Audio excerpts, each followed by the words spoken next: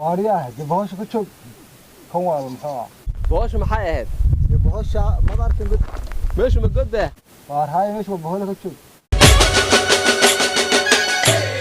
annaguna maalinta hore waa isku yeeranayo walahi maanta isna ka ciibeesha 14 waan reebnay 11 saakan ugu soo ridnay 11 oo kooxda xilibaan 11 xil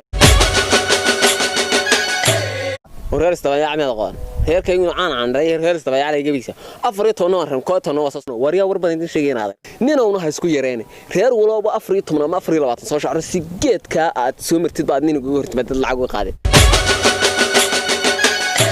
hadaba naga reer istabayaa aba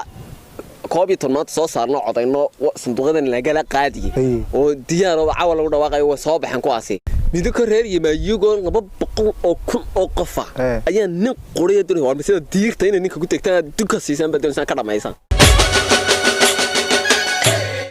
ka golaha diga kala sharaxna maarta hadii mid labaad la keeno dib wax wali lagu xanaaqiyaayo reerkuna waa dhawrta ninka mi ooyaya waa ooyaya waleelkaas ما قاعدة ديوان قلت عد بحنت ساك ما قاعدة لكن ولا وين بغات وش هذا اللي ودي